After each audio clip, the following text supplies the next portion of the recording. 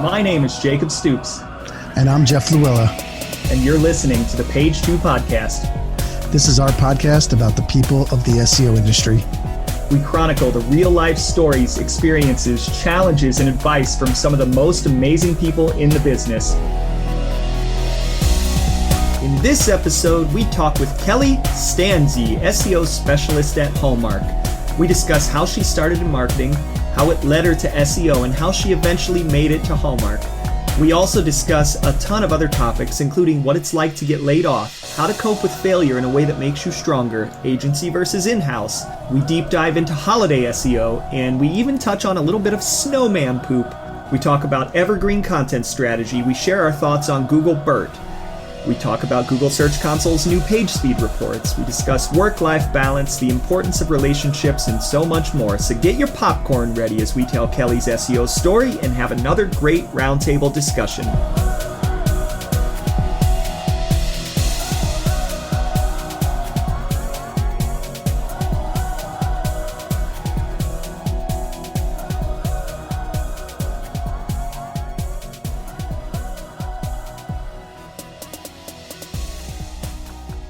Hey everybody, this is Jacob Stoops, and we are back with another episode of the Page 2 podcast. And today we have an extra special guest, and given that it has turned into the holiday season, this guest is extremely appropriate to have on right now. But with us is Kelly Stanze, search specialist at Hallmark. How you doing, Kelly? Good. How are you? I am awesome. And before we kind of jump in, Jeff, say hi. Sorry, I forgot to introduce you. Hey, howdy, hey. We don't care about Jeff. Yeah. Yes, we do, Jeff. I appreciate you. Thank you. I was going to say, before we kind of dive in, I don't know if you guys have been noticing it. Like, two events for me recently have triggered the fact that, and I can't believe it, that it is holiday season yet again. One happened about 4 weeks ago, and it infuriated me when I walked into Home Depot and the Christmas trees were already up. And I was like, you sons of bitches, it's October 1st. Like, what the heck? And it just seems to be getting earlier and earlier and earlier every year. And then yesterday, I was in the line at Starbucks, and I didn't realize that it was the official release of their new holiday cups. The red cups. Yeah, to put it in perspective, like, I went today, I'm kind of a Starbucks fiend, and I went today and I went yesterday. Yesterday I had to wait in line for like 30 minutes, and it was insane. Today I went through the drive-thru in under 4 minutes or 5 minutes. So Jeez. It's holiday season, so it's really appropriate that you're on, Kelly. I think I actually have one of the best holiday season stories ever as far as seasonality goes. I have an 11-month-old, and his birthday is November 27th. And last year, Cyber Monday, remember, e-commerce, retail, day job, his birthday was the day after Cyber Monday last year. So I actually checked into the hospital and started my maternity leave on Cyber Monday. Wow. Yeah. Can't help the timing, but nope. And he was worth it. And you got a good deal. Yeah, we had absolutely amazing coverage. Like, my team's fantastic, but it's just so funny that my day job at least is at such a seasonally relevant company. And oh, by the way, I'm gonna miss the busy season, and I didn't come back until the week after Valentine's Day, which is also a huge holiday for Hallmark. So that's kind of funny. But then, yeah, even on the freelance side, the side hustle stuff, I end up having quite a bit of seasonality just because I do work with small businesses and nonprofits. So if you're working with a local photographer, her busy season is going to be in October, helping people get ready for Christmas cards. And nonprofits are scrambling to get their donation campaigns ready for the holiday season as well. So it's like Q4 is the linchpin of the entire year. Yeah. It's the busy season. For any agency, Q4 is always the busy season. That's where you you definitely are expected to put in a lot of overtime. So it's, Yep. I just call it, it is what it is. It's the busy season. So Kelly, take us through your career. I feel like I've said this a million times. I'm going to say it again in case there are first-time listeners. The hallmark of this show is telling the origin stories of great SEOs. And not only that, but talking about just the trials and tribulations of what it's like to be an SEO day to day, and things that are important, like work-life balance, the mental side of things, and I kind of want to dive into that. But so take us through your career. How did you get to SEO? How did you get to Hallmark? Well, I took the winding road. I actually started accidentally landing social media internships in college. And my degree was in interactive design, so it was loosely relevant. Like, oh, I can make this meme and I can edit this video and publish this podcast and build a landing page. But for the most part, I sort of fell into the social media space.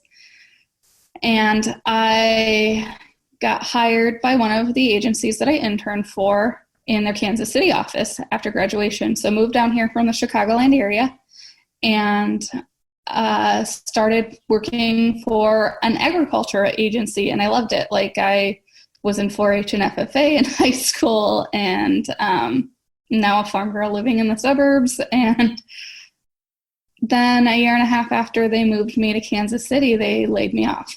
So 23 years old, really only knew my boyfriend at the time, who's now my husband, and was trying to figure out what came next. And he was like, the SEO team at the agency that I used to work for actually manages social media for clients too, so you should consider applying there. And I did, and I got it, but ended up realizing that I actually loved SEO way more than I had ever. Like, I was okay at social media and it was cool. I got to brag about some fun projects, but I would come to work every day excited about all of the things when I was doing SEO. And just, I feel like I found my niche there, ended up kind of getting tapped for a really large client that agency had, and got to enjoy the dedicated specialist life for a year, which anyone that has ever had just one client at an agency knows what a big deal that is. And really got to spread my wings. About 2 years after I started at that agency, there was kind of a shift in the business model and the ownership, and I decided it might be time to see if there was a new chapter on the horizon for me. And I kind of on a whim applied for Hallmark and got it, and I've been here 4 years. That's a lot of Q4s to survive. But throughout that entire journey, I've also been doing freelancing on the side with small businesses, nonprofits, niche groups. I helped with a website for a pig show in Texas one time, because I'm one of the few SEO specialists out there that does have agricultural industry experience, so that I keep awesome. Coming back to that. That's hilarious. Well, speaking of pigs, I do have a poop question later. So okay, I can probably answer that for you. As a mother, you should be an expert in that at this point. Oh boy, yeah. So yeah, I cut you off there. I couldn't resist the end to talk about poop. So you got laid off. What was that like? It was awful. I had been with my then boyfriend, now husband, probably 6 months. And I just remember like hanging out at his apartment with nothing to do and just crying, because I had always focused so much of my identity and my career up until that point. And even after that, I really didn't kind of understand how to shift like my self-worth out of my career as much until I became a mom. But when you're that invested in your career and you're this young hot shot that had this cool agency job and you were going to take the world by storm, and then suddenly you're unemployed in a city 500 miles from your home, trying to figure out what you're going to do, that's scary. Mm-hmm. And I think I was more scared of not knowing who I was or what my career was going to be than I necessarily was about being far from home and a place I'd only lived for just over a year.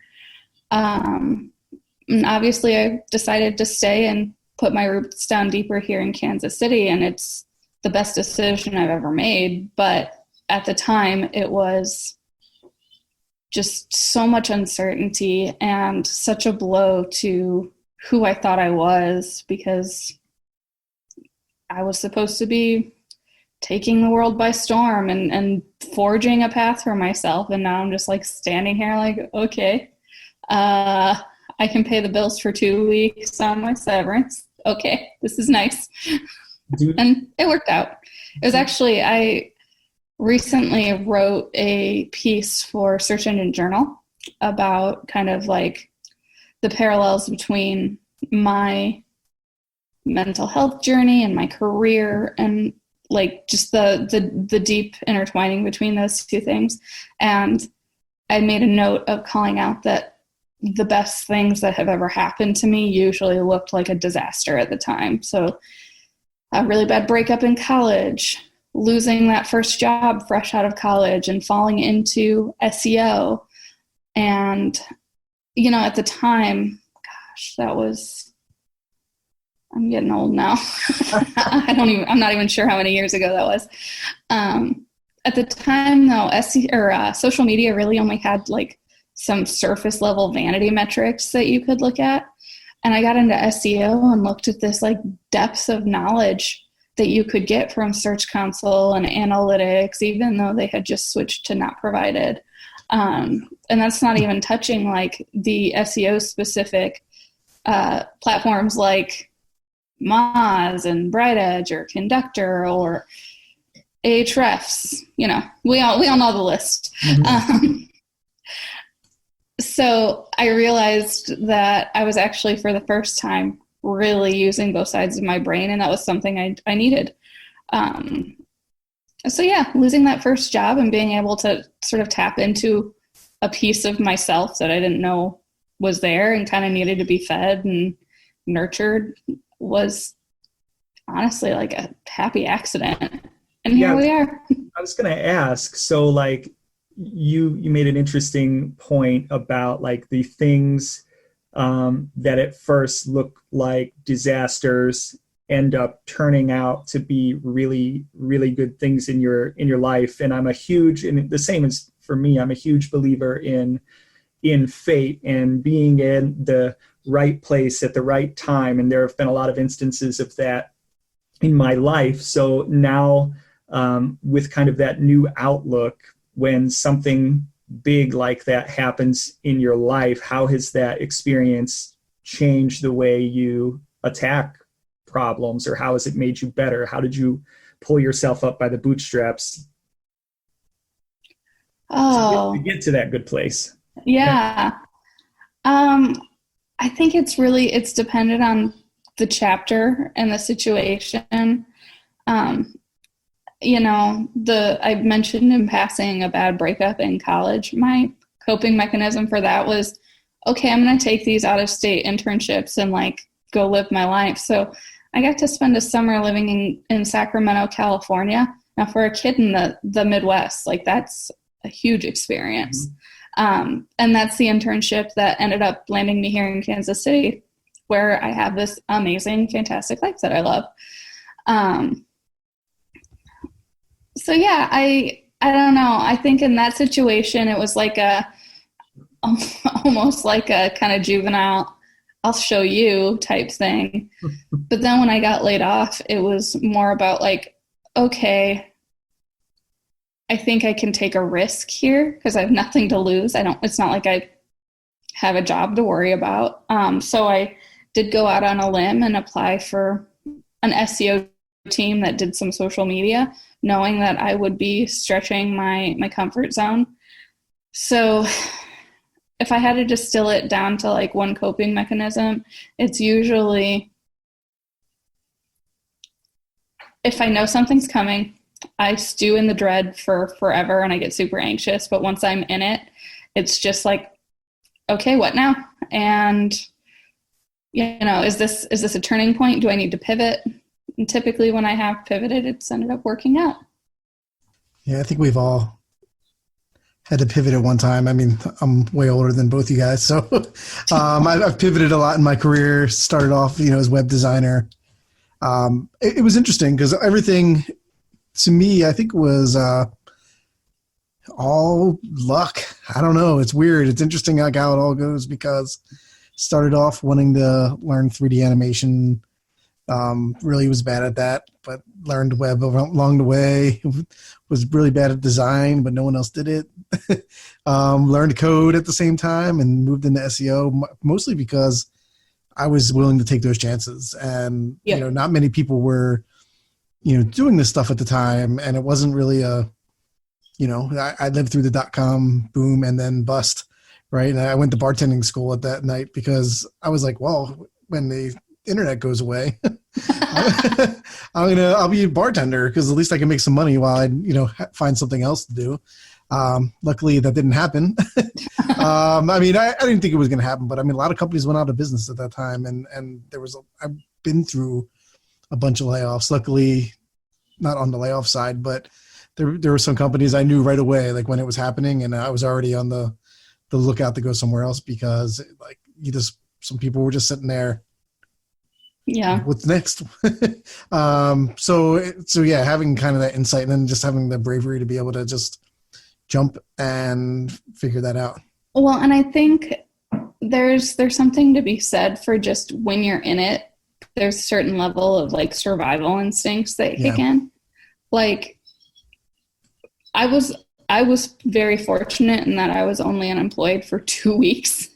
Oh yeah, that's great. Most people don't get that kind of luck following a layoff. And I've been in the professional world 8 years now, and I have not worked at a company that did not experience layoffs while I was there. And luckily I was one of those people, only one of those times at one of those companies. But it's a fact of the world. Like organizations reorganize, they realign their budgets, and it's going to happen if you work in marketing or digital or agency side, whatever your role is, client side or on the service side, it's going to happen. And I think a lot of people underestimate just that drive to just put your head down and solve it when you're in it. Because that's really where I was. I don't remember a whole lot of those 2 weeks because I was in such like I don't know the word I'm thinking of, like tunnel vision. Yeah. For really figuring out what came next. Like I just remember for 2 weeks, I went to interviews, I filled out applications, and I went running. That was it. That was all I did for 2 weeks. But then I did end up getting hired for that first job. And then I had the first job after the layoff. And I had this like kind of moment where I was like, well, I'm probably not going to be doing what I've been doing. So then the survival mode kicked back in because it's like, okay, let's figure this out, sink or swim. And it ended up being fantastic. And I had wonderful mentors, and that was years ago now. And those people are still friends and mentors to me. So yeah, I think there's just something to be said for the tenacity and the stick-to-itness to just get through it. Yeah. And you underestimate your ability to do it until you're actually in it. And it's like, oh, I'm looking back and I survived that. Yeah. Sometimes you're tougher than you think. Sometimes you're tougher than you think. Mm-hmm. Yeah, so I've actually only worked on the agency side of things. It's really been interesting, my career path. I've always wondered on like going in-house. How would it be different than agency life? I feel sometimes I have it like, oh, being in-house would be a little slow because I'm only working on one website instead of 50. And then sometimes I'm like, hey, I would actually be able to get something done working on a website over 50. What were some of your experiences going from agency to in-house? It is never slow. That's good. I am never bored. That's great. I think it's politically it's different, priorities wise it's different, resources it's different. But it also depends on the company. There are a lot of agile companies out there that feel a lot more like an agency. And then there's plenty of agencies that, because of the vertical they work in or, regulations within their specialized fields or even just like massive size, they're not quick and they're not full of a ton of variety. So I mean, I hate to generalize agency versus in-house because really they're all different. My second agency was completely different than my first, and my internship agencies were completely different than my big kid agencies. But at the same time, I think there's the one big difference is kind of your sense of ownership. At the end of the day, when you're client side, usually the buck stops at you and you have all of this extra risk and accountability that you're taking on when you're the client and you're the last line of defense against whatever it is that could be going wrong. But at the same time, you also have way more ownership. I mean, some agencies, you can't even tell people who your clients are. So if you do something really cool, you can't necessarily even brag about it. Whereas on a daily basis, I get to be openly proud of what we've got going on. And I can point at that website or the several websites that I'm involved in and be like, guys, I did that. That's my project. No, that's great. That's you are right. I think I have a couple of case studies that are just somebody in this industry did this. Yeah. Well, and it's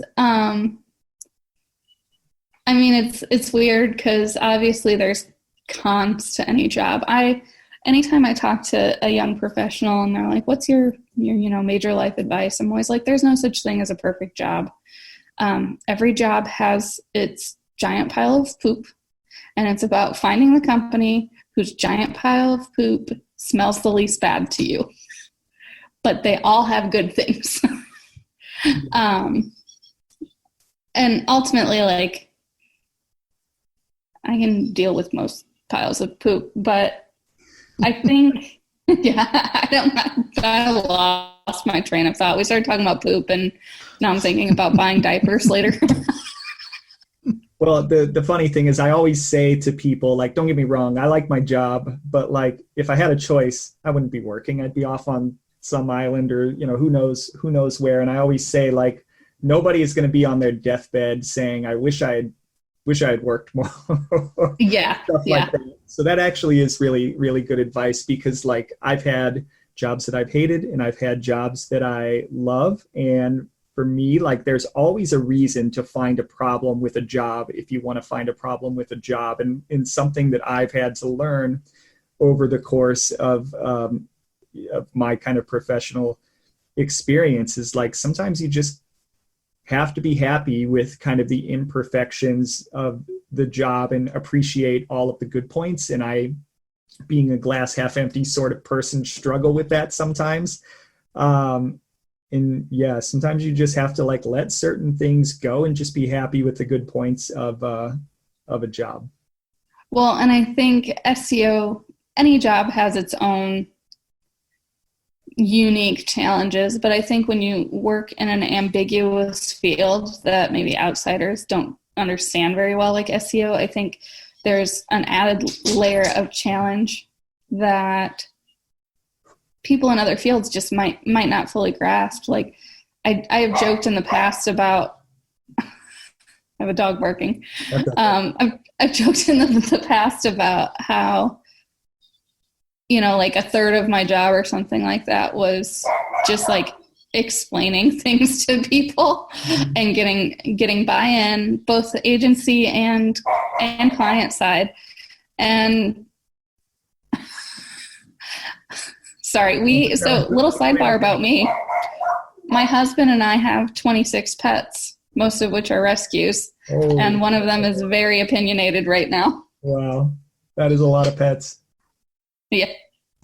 In reading your account, and I followed your account for a while, and I didn't realize until today that, like, here I am thinking I tweet a lot and I've got like a couple thousand tweets. You have 51,000 or 51.4 thousand tweets, which I was like, holy shit, that's a lot of tweets. And then the one that caught my eye today, as I was doing a little pre-show research, and I just want to read it because I think it's funny. If anyone's curious what it's like to work in e-commerce for Hallmark, I got an email, and the only content that showed in the preview Outlook provided was snowman poop. And I had to ask about the snowman poop. So tell me about the snowman poop. Apparently there's wind-up toys out there that poop jelly beans, and we will have a snowman-shaped one as a stocking stuffer, I guess. Wow. So now I know what I'm getting my kids as a stocking stuffer this year. Yeah, last year we had reindeer. So I think this year we have a snowman. My kids have the reindeer. Yep. The reindeer poop? Or just yes. No, it's reindeer that poops. Okay. Yeah. They're little brown jelly beans. Yeah. I assume the snowmans will be white. White jelly beans. Wow, never thought about that. So outside of all the poop, what's it like to work at Hallmark? Really jolly. Christmas trees started going up this week. But the biggest thing is Hallmark's a privately owned company, and I have very extensive NDAs. So you don't get to share all of that goodness. Yes. That's okay. I can just tell you that my job is absurd a lot of the time. Yeah, it sounds like a lot of it is based around, and I'm immediately thinking with my SEO brain on, it's based around probably optimizing for a lot of these brands and these this kind of different series. And obviously, I'm a huge Harry Potter person, which is weird because I'm a 37-year-old man and I'm into Harry Potter. So it's not the most. What's your house? Of course, I'm Gryffindor. Of course. Oh, the hero.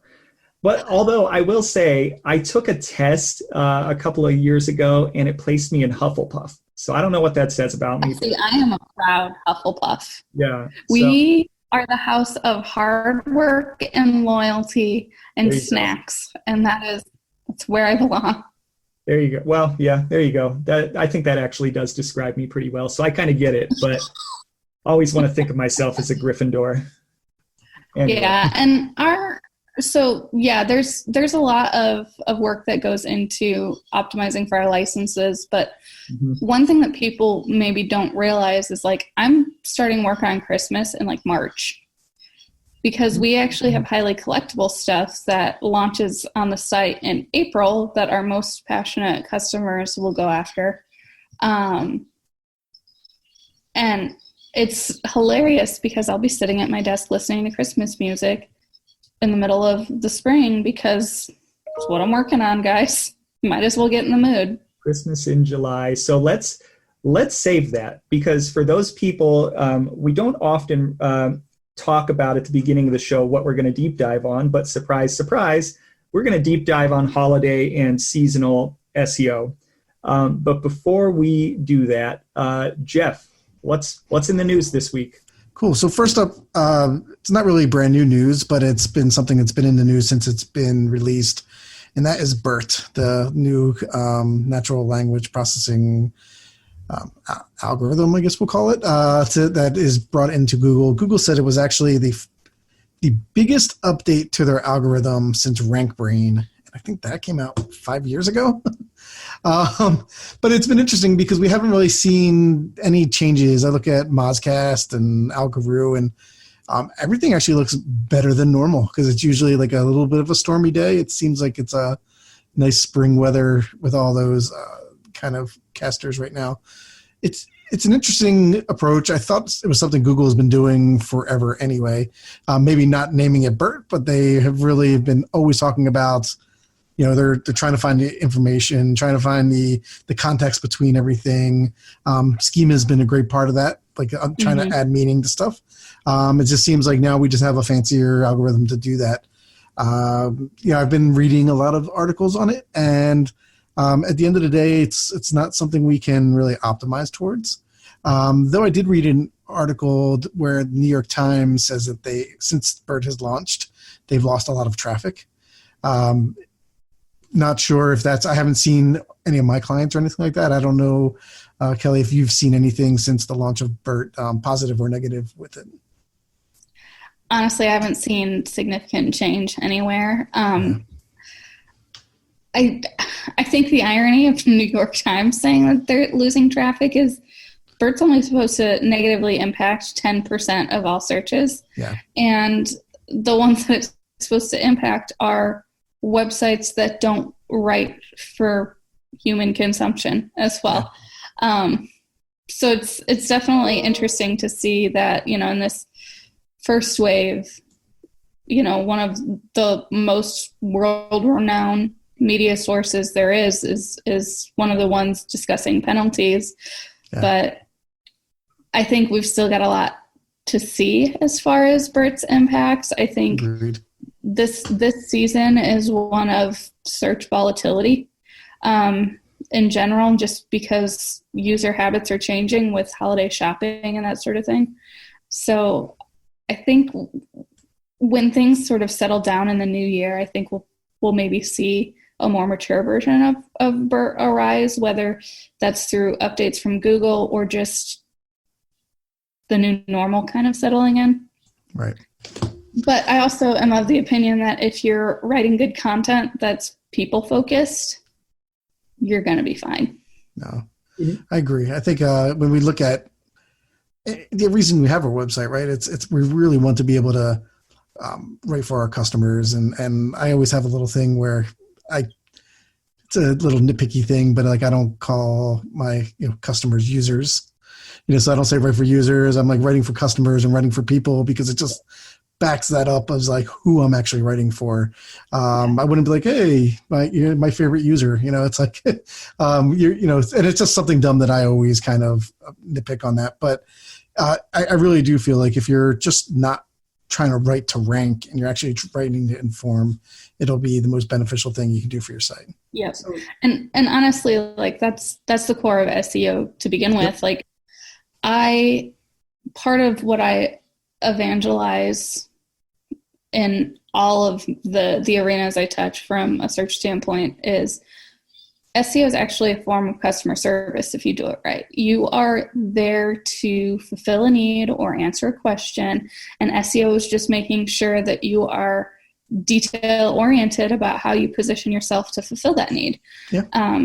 So as long as you keep that mindset, you are probably going to be fine with BERT. That said, we all know that major algorithm updates can cause some blips and some destabilizations. And like I said, I think we're probably going to see a more stable and mature version of it early next year.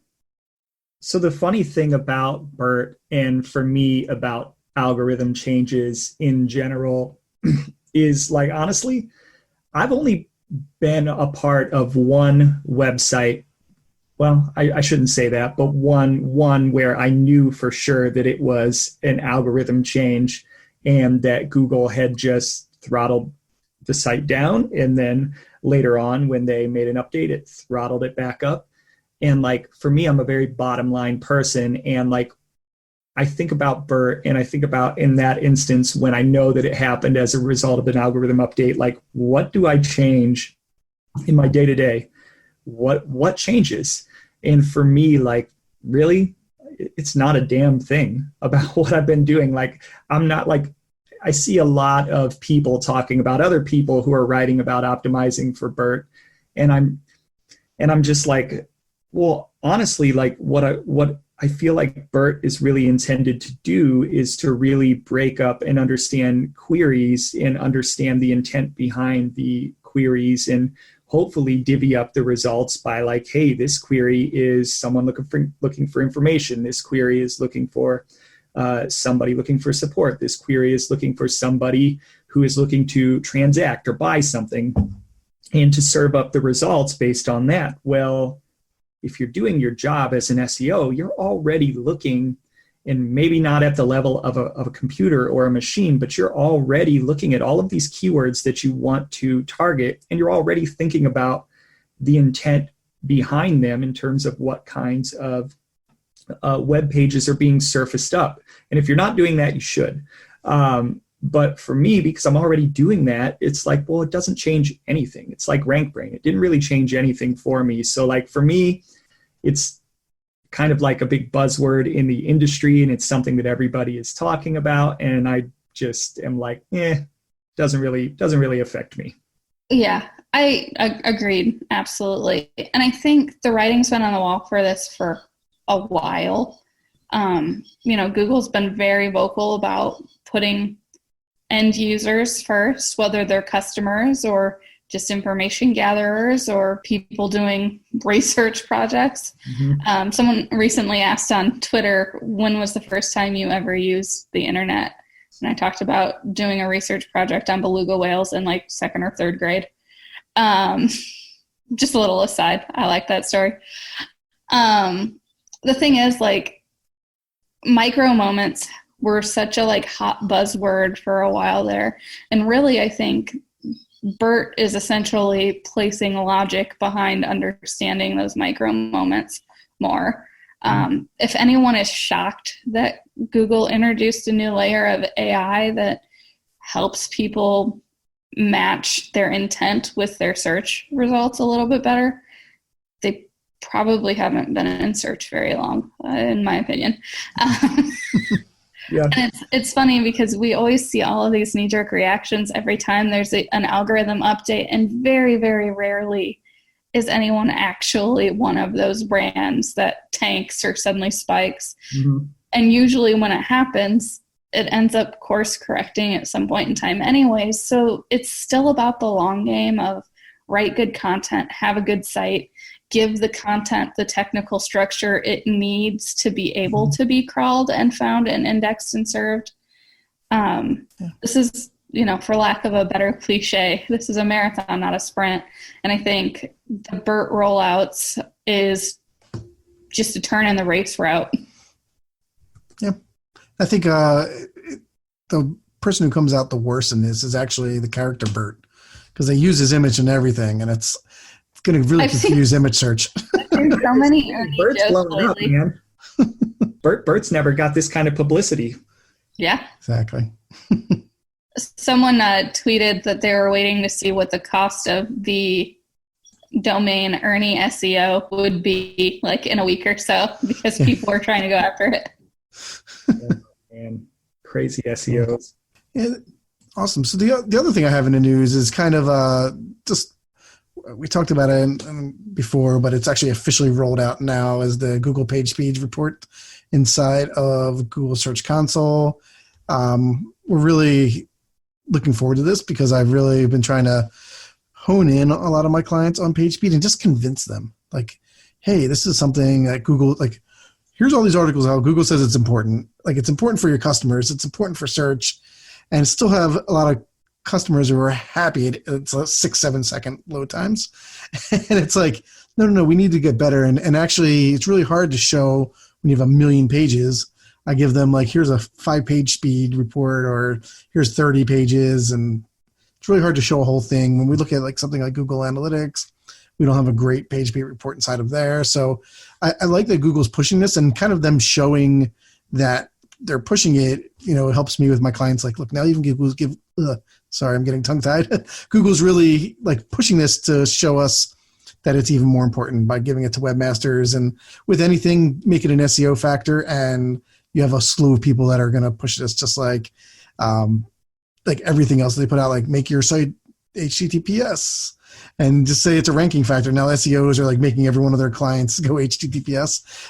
It's kind of amazing how we can push the whole internet to roll something out. But PageSpeed has been fairly tough because it's not as easy as getting a certificate and making yourself, secure.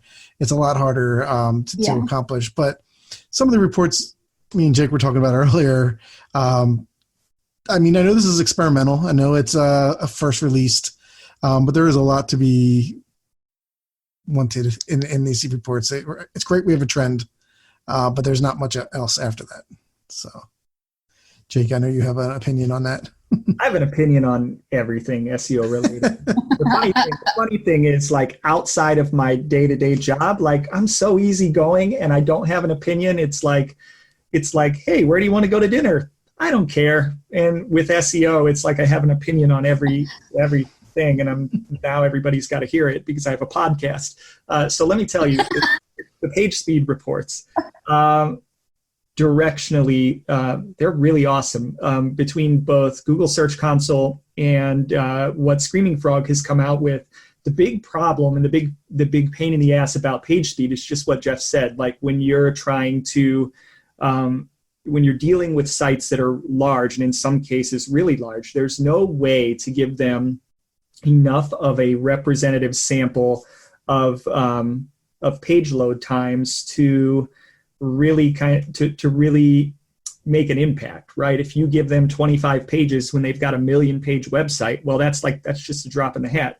But in the same breath, like, you as a person don't have the time to manually go through that many pages and pull down all of the metrics that tools like Web Page Test, Google Page Speed Insights, GT Metrics, Lighthouse, that they all provide, and they all provide really great data. But until this Google Search Console report and until things like Screaming Frog, it was really hard to go site-wide and get a larger sweep of how page speed was trending on all pages of a website. Now, here's the flip side. I actually went in and tried to use the Google Search Console page speed reports today. And I went so far as to send a screenshot to one of my clients who is struggling with page speed to say, hey, here's what Google is saying about your page speed. And on mobile, several thousand, I don't even want to go into the page numbers, but like 75% of your pages are deemed slow. The other 25% are deemed average, and 0% of your pages are deemed fast. And I sent them, say, go look at this report in Search Console, Mr. or Mrs. Client. And I sent that, and then, like, without absentmindedly like diving any further into the Search Console reports. So that's definitely my fault for not diving further before I sent it. I looked at Search Console and I clicked in, like, okay, show more details. And I realized for the first time that, like, it is only showing a very small sample of, if it's saying like you've got 5,000 pages that are slow, it's giving you a sample of like 5. And it's not even telling you what the issues are on a page by page basis. So I was a little disappointed when I went in. It was a little bit of a wah moment. And I'll surely have to explain that to the client when they go and look at it and don't figure anything out based on the report. But it is directionally a move in the right, a step in the right direction. So I do. Well, and I think the biggest thing that report within Search Console, and even the paradigm shifts we're seeing in new Search Console in general, is a new chapter in the relationship between Google and search engine strategists. 100%. I got started in SEO right as Google was taking away keyword data from Google Analytics. And even to this day, I'll meet with people and they're like, well, what does our Google Analytics data say about our keywords? And I'm like, it's not in there. It's in Search Console. Like, I can get you keyword data, but it's not in Google Analytics anymore because Google giveth and Google taketh away. Well, now it's starting to giveth more back. And, at one point in time, we were all those people dropping in single URLs into the mobile page speed tester and trying to use that to benchmark the page speed of our site and how we could perform in mobile. And now you've got people like John Mueller, everyone's SEO dad, who I love, out there actually telling us how to answer our questions and solve problems. And, Danny Sullivan actually saying, yes, there was an algo update. So even if at times it feels like some of the reports aren't as useful as we might like, or they're still obviously experimental or in beta. At the same time, this is way better than the days when it was like, I don't know what my query-based click-through rate is. Yeah, and I feel like the little boy who complains on Christmas when he didn't get enough great Christmas presents, but like, I mean, like, that's actually that theme aligns with what we're talking about in a couple of seconds. But directionally, like I said, it's awesome. It really is. I'm glad. I just can't wait till like they add a little bit more behind the scenes to make me allow me to be more lazy, I should say. Yeah, I'm definitely curious to see how it keeps evolving. Admittedly, pretty much every site I touch right now has load time issues, or at least plenty of room for improvement. But I literally just sat on a webinar on Monday that was about WPAs and AMP and how essentially there's no such thing as a perfect score for site speed. Right. That's always a work in progress. And even if you have almost instantaneous loading, there's still going to be things that Google's going to see and be like, hey, you can do that better. So I think it's interesting, and obviously mobile really keeps the conversation on page speed propelling forward. Don't even get me started on how mobile queues end up impacting voice performance too, since that's on everyone's mind as well. Mm-hmm. So we're going to keep hearing about it, but I also think that we are still kind of immature in the space of page speed analysis and optimization. We're leaps and bounds ahead of where we were when I started in this field, but I think that's like the next big continuation of like what's coming in tech SEO. Yeah. So Jeff, is that all the news? Because I'm chomping at the bit. I've got a story to tell. Tell the story. All right. So we're going to deep dive into holiday SEO, and hopefully I can find some nice holiday music to dub over this section. Maybe some jingle bells. But anyways, I've got a story to tell, and it is about a client who their name rhymes with Bickery Barms. Anybody know who they are? Maybe not. And they are very interesting in that they make 90% of their revenue between November and December. And basically their entire year is spent planning for a 2-month period, their busy period where they make all of their money. And one of the interesting challenges working with them that we ran into, and we worked with them, and this is a previous agency, we worked with them for many, many years. And I wasn't always on the account. I was on it for 3 years before I ended up leaving that agency. And the problem was that they wanted an SEO strategy and a paid strategy, and it made sense for paid, but not SEO, where they turned the lights on in September, and when the season was over, they turned the lights off, and they stopped investing, and they essentially went dark. And when the new season came back around, they turned the lights on, turned the lights off. So on the paid side, like I said, this is a great strategy because like why waste all of your money at the time of year when it doesn't matter? But on the SEO side, this was a horrible strategy, and no amount of us telling them that made an impact until I got on the account. And keep in mind, I was saying the same thing. I didn't do anything special. They just, for whatever reason, were more ready to hear it when I was saying the same thing. And they eventually changed their ways. But what would happen is every single year, our poor SEO teams would be able to start in September, and their real kind of drop dead date for getting they really honestly had about a month to a month and a half to get any recommendations that they wanted into the system in time to make it on the site, because implementation takes a long time. Well, the problem is every year, because this particular client didn't invest, the resources would turn over. because you don't have consistent work. You're working in an agency, they slot you where the work is. So it would be new resources. They would be performing an all new evaluation every year. The results would go up, and as soon as the season would end, they would go down, and you'd pretty much have to rebuild the dam every single year.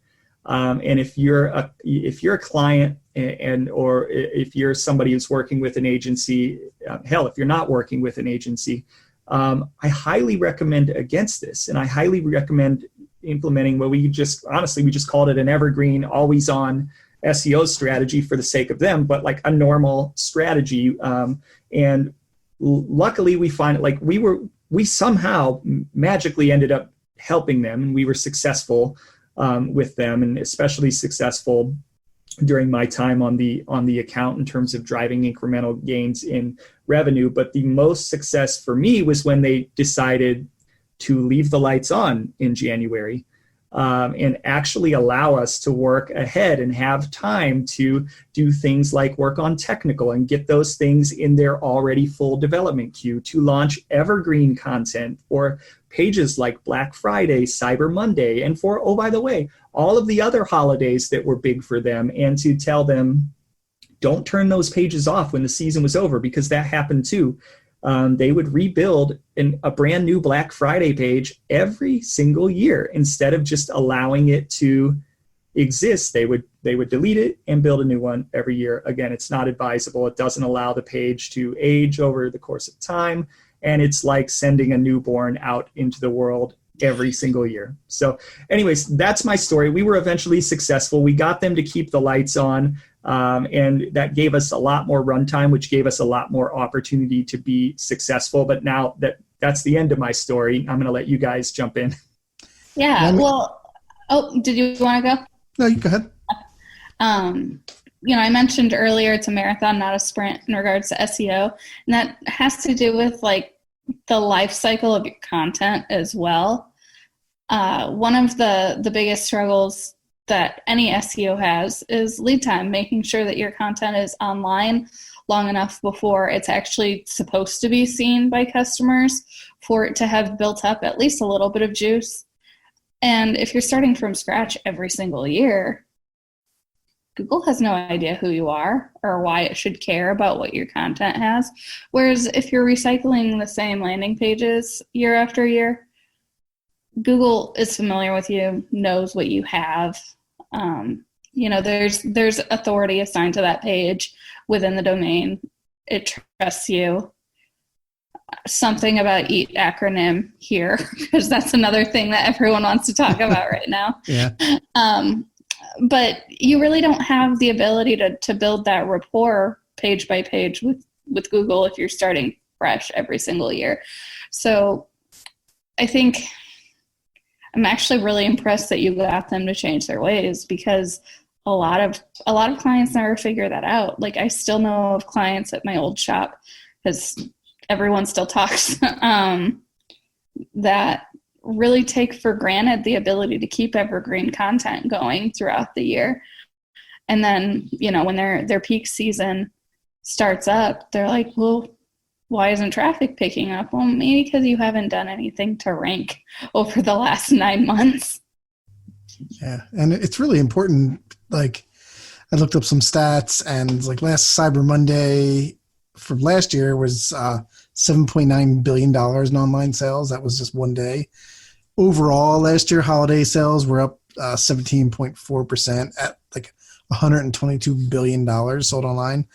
If there's so much competition, you have to do everything that you need to be able to, to do that. I have a client who takes it down every year, takes down their Black Friday, takes down their Cyber Monday, takes down everything, comes back the next year with a different URL every time.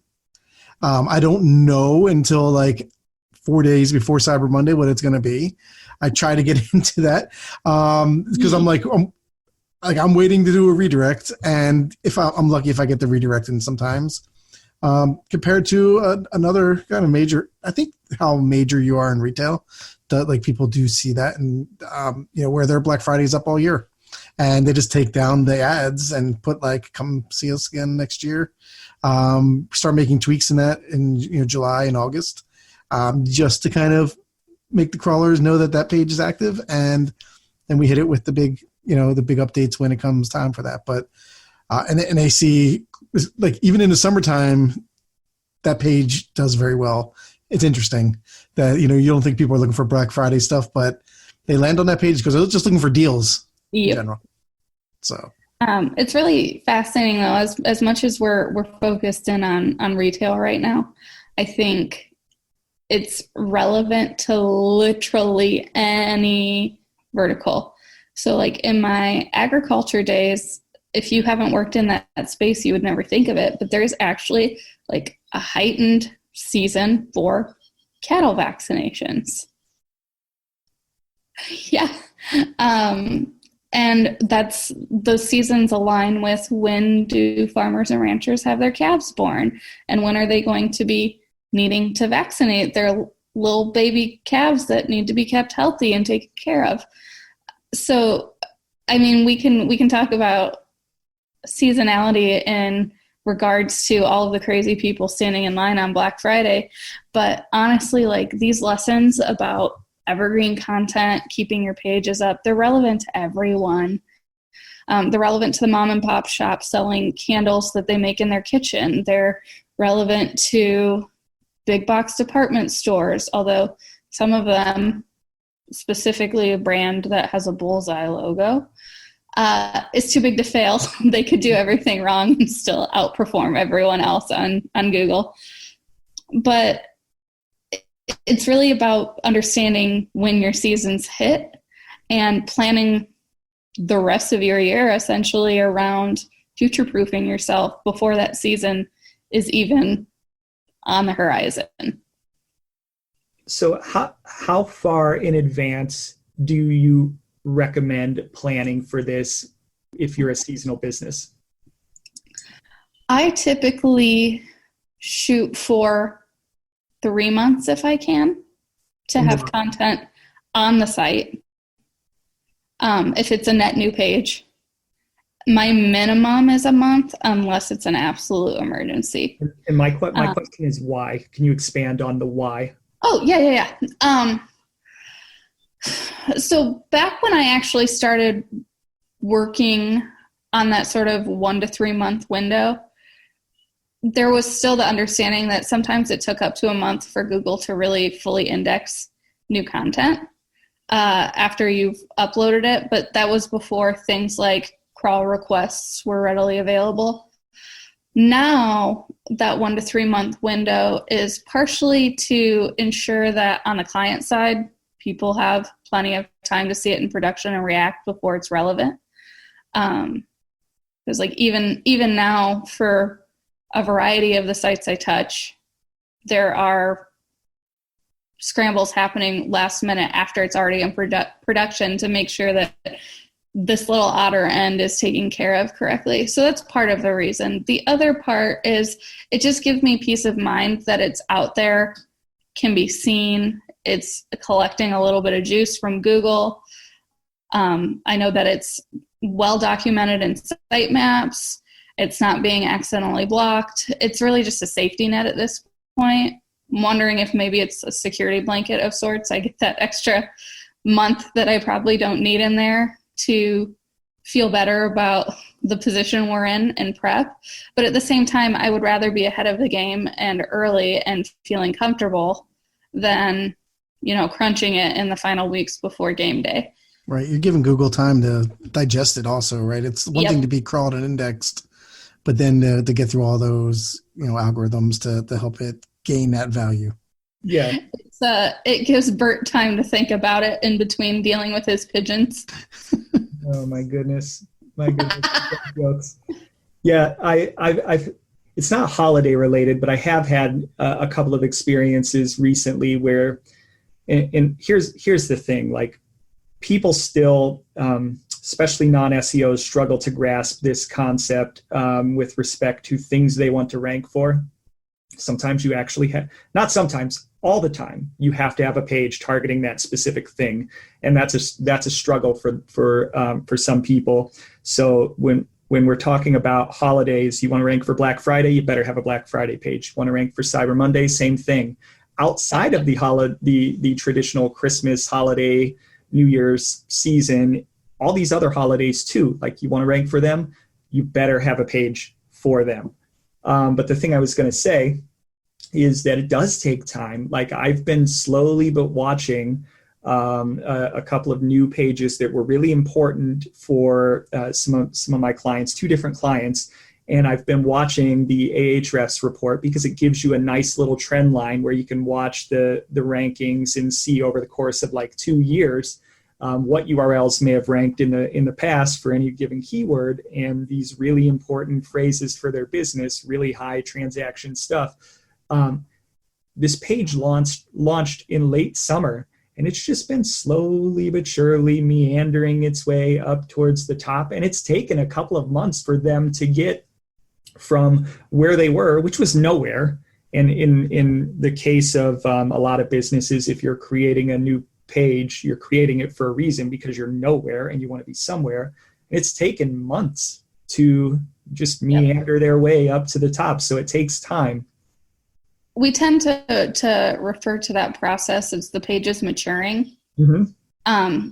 Even if the code and the content doesn't change one bit in the 2 months that it's sitting on our site just stewing before it's seasonally relevant, it's still growing into itself. It's still growing into Google's understanding of it. And, it doesn't hurt if people kind of stumble upon it and suddenly there's traffic stats that help Google understand that it's an authoritative and useful page. I tend to err on the side of get the content out there early and just make sure that it's situated in such a way that if you don't want it to be seen yet, but Google can still find it, your bases are covered. If you're a technical SEO too, and you're working with your developers, especially if you're in a seasonal business, they've got a lot of shit going on, and they have probably a roadmap that they probably built 8 months ago that you're trying to get into. So you need to be mindful of that. And not only that, like if you want technical changes done, you got to know they're not coming during the holiday because they're going to go into what's called a code freeze. For those probably starting before Black Friday, the site will be locked down, and the only things that will matter are making sure that the shopping cart stays up. By the way, you should track that too to make sure that there's no abandonment issues. That was a big problem for the client whose story I told at the beginning of this, where people were dropping out of the cart and they didn't know why. But luckily they had tracked the dropouts. But yeah, if you want technical things done, those things need to be done many, many months before. You need to be working with the developer to get those in queue, because I can promise you, if you want technical things done, it ain't getting done in the holiday season. No way. Nope. And it's also a good time, and we were talking about page speed before, but page speed, we'll say page capacity is a big thing, right? Because we want to have fast pages, but Black Friday sales, if you have a good sale, it used to be the dig effect when you used to get your story on the front page of Dig and everyone come to your site and crash your site. That's the last thing you want to happen to your website during the holiday. Dig is still a thing. It's not the same thing. There is no more Dig effect. I used to love Dig. Yeah, no, we used to have battles who can get on the front page of it, which there is still a Reddit effect, though. Reddit is alive and well. Oh, agreed. I run a forum on there, so it's our subreddit. It's Tech SEO subreddit. Get it out there. Oh, very nice. Yeah, so it's but yeah, no, there's a big push that way. So you want to be able to make sure you can handle the load, because I do have one client in general who caps it at like 10,000 users. And then they have this nice little message that says, we're sorry, but our systems are full. Wait in this queue. And you just sit there and wait until it goes through. It's not a good experience, I don't think, especially like since you can throw money at the situation and get more server space and things like that. We don't want anyone to not get to the products. Sometimes that might help with one of those, like if you're running a crazy sale and you're number 800 in line, it might be like something like that, but that's not their goal. Their goal is they don't want their servers to crash, so they put that in place. But I'm constantly telling them now, we need to get that fixed for the holidays or we're going to have a bad holiday. Do you ever notice clients not knowing when their site goes down in the holiday? I notice I have a uptime robot on all my clients, and many of my clients a lot of them are thankful. They are very I find out the site goes down, I let them know right away. It goes to my Slack channel, and I just write it over to them. I did have one client who was not happy. Their development team's not happy because their site was always going down, and I kept telling my client, which was not the tech team, and the tech team kept on going why is the site down? Jeff keeps finding this. So they asked me to stop monitoring it. They're like, we know we have problems. I'm just like, yeah, I stopped, in quotes. Let's put our head in the ground. But they have fixed all their problems in that way. But it was one of those where they just didn't want me being the tattletale all the time. But for the most part, everyone is happy that I'm monitoring it. I even tell them, because it's free, go to Uptime Robot, monitor your own site. That way it's down, because that's the worst thing we can have. I mean, SEO aside, it's for your clients getting to a site that's broken, and it takes 30 minutes to get back up during a peak sale. So that's actually a tool I was not familiar with prior, so I'm gonna go check that out. Thank you. Yeah, no, it's awesome. It's like I said, it's a free tool. I think it's free for 50 domains or URLs that it checks. Okay. And it can connect to Slack through it if you use Slack through a hook, and I get it right. I have for all my clients, I have also a Slack channel that says, are they down? So it gives me an alert, and anyone who's on the team can join that and just say if it's down or up. So it's awesome. Great. So speaking of sites going down in the holidays, do you guys have any holiday horror stories?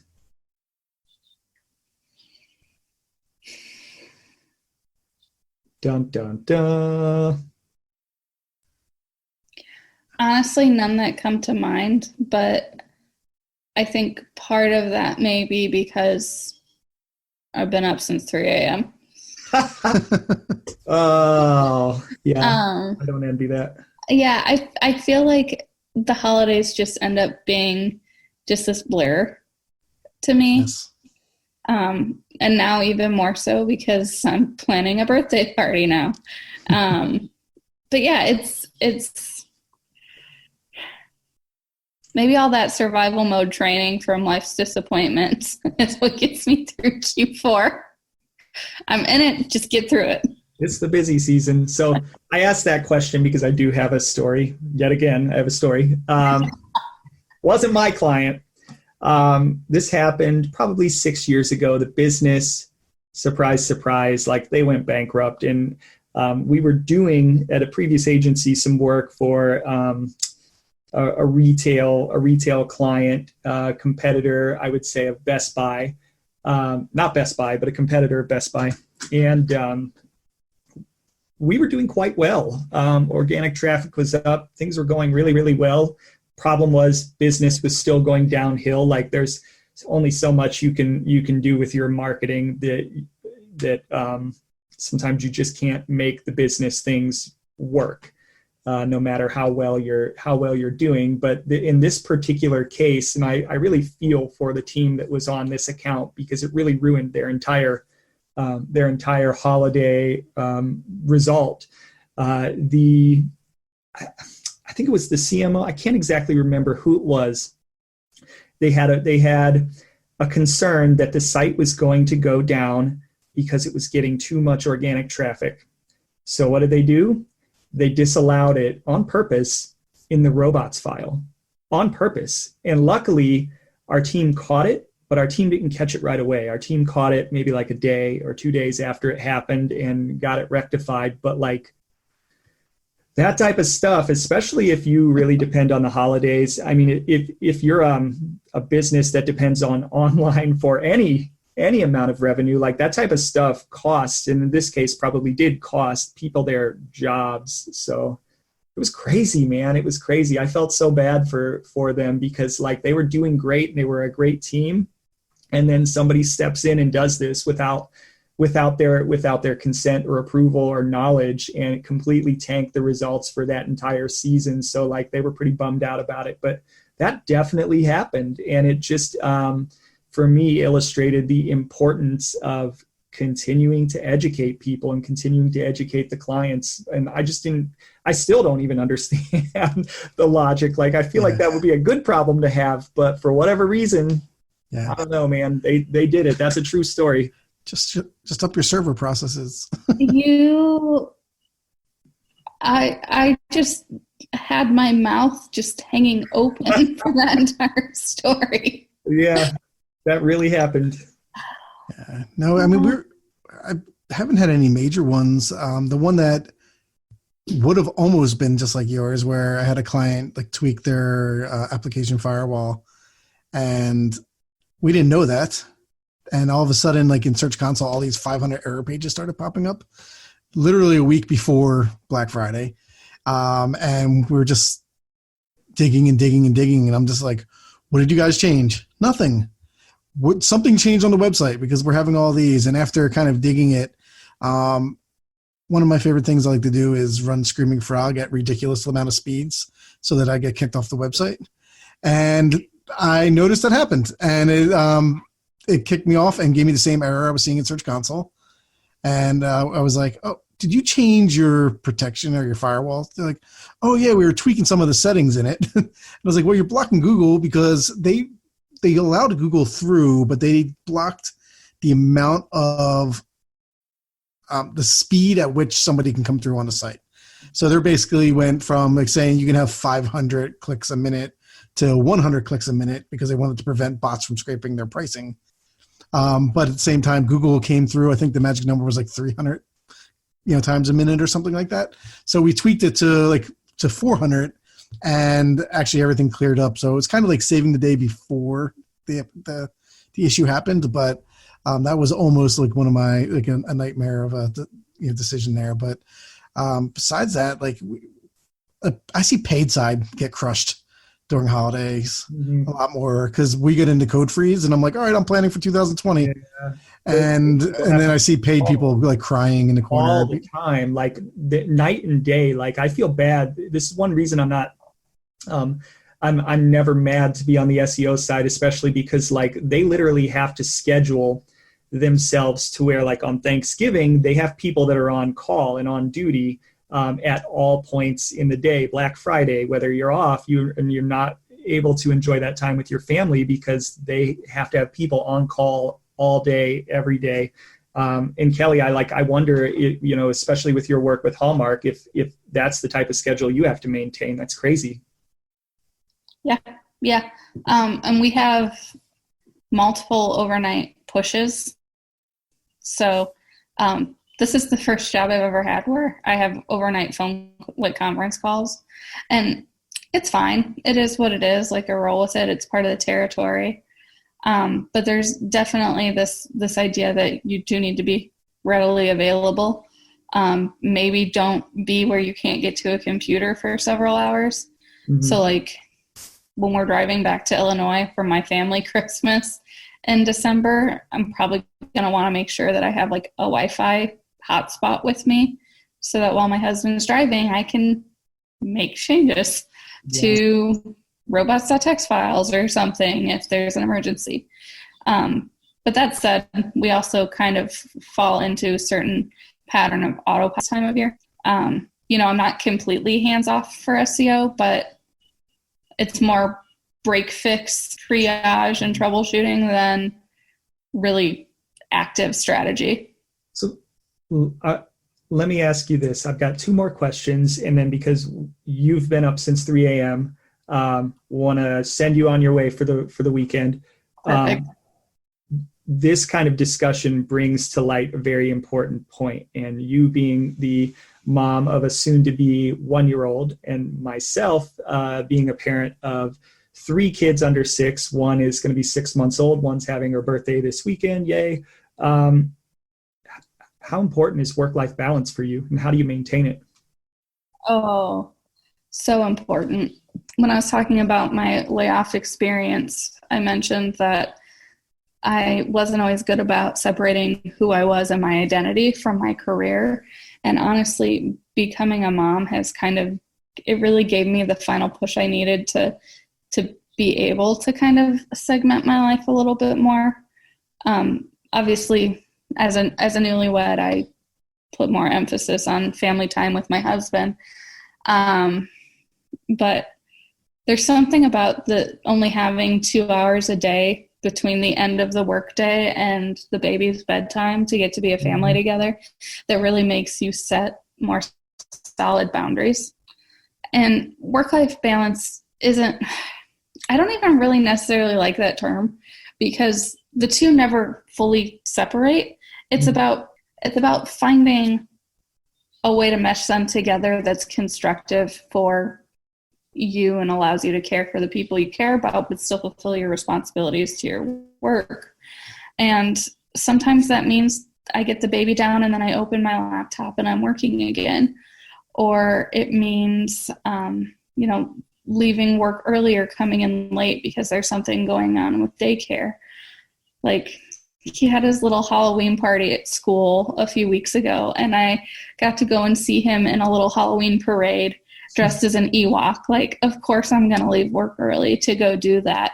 But sometimes that means that, the late night time gets redirected. It's really just about setting your boundaries, making sure that you're in the trenches with good people, because balance of any sort is not a possibility if you don't have good peers and colleagues that have your back. But working in the field we work in, anytime you work in digital, there's a chance that you're going to have to be on call. Yep. Or, some issues are going to arise and suddenly, your weekend's gone because you're fixing something that broke suddenly. So you make it work, and you take care of yourself, and you prioritize your own well-being and the well-being of your family. My biggest pet peeve with this is people who don't think that they need to take care of themselves in addition to taking care of everyone they care about. I'm a big advocate of you can't pour out of an empty cup. So in addition to this 2 hours an evening, those are family time. There's also a certain element of okay, since my husband's already up and with the baby, I can sleep in a little bit because I need some self-care. Or, here's a half an hour to take a shower and just sit for a little while. Yeah. Just because we are in this crunch. And if you're not striking that balance of yourself, your work, your family, and any other obligations, you get burnt out, and then you stop enjoying what you do. Right. And I love what I do. I don't want it to feel like a chore. And speaking of loving what you do, I'm sure that you do this with people that you work with, especially new people. But one way that I want to start ending this podcast, and we did it a lot last season, we haven't done it so much this season, is asking the question, if you were to give advice to somebody getting into the industry literally today, this second, what would you say to them? Relationships. We may be working on robots all day, and we may interface most of the time through computers, but everyone you work with is a person just trying to do their best. Mm-hmm. And the partners that I've worked with at any job, freelancing, day job, agency, in-house, as a client, as a vendor, at the end of the day, the most successful campaigns, the most successful sites, companies, whatever, are the ones with the people that really have each other's backs and understand the value that each other bring to the table.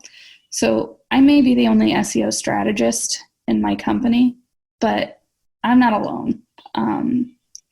I make a point to surround myself with people way smarter than me, and I learn from them, and I have all of these friends on Twitter, because of course you make friends on Twitter when you have 51,000 tweets. But like really having strong relationships and being open to relationships with curiosity and empathy, that to me is the secret to thriving in your career. And that looks different for everyone, but it comes down to just being a decent human. It's funny. That is different. It's actually really amazing advice, but it is so different than what other people have said, and it's very, very true. If you think about literally everything that SEO ends up impacting across the stream of a company's evolution, like if you're working in retail, the way product is named ends up impacting your website. So then should you be building relationships with the people that name the product? Mm-hmm. Depending on how you're structured, you may be doing the keyword integration yourself, or you may be having to train copywriters to do their own keyword research, in which case they need to trust you and have a good relationship with you. Or if you're an agency side or freelancer working with clients, if they don't trust you, you're never going to get anything done, especially if they're handing over the keys to the whole kingdom to you. Mm. So it's really about relationships. And for all of the digital we do, at the end of the day, it's another person sitting at that other computer. Absolutely. Everybody's always dealing with something, and empathy is so hard, but such a valuable skill. And relationships, that's just good life advice. That's what we're given here on the Page 2 podcast, life advice. Anyways, Kelly, thank you for coming on. We totally appreciate it. We know you've been up, so we extra appreciate it in light of the fact that you've been up since 3 a.m. But really appreciate it. It was a great conversation. Thank you so much, and go have a good weekend. Get a nap in. You too. Thank you so much. This is great.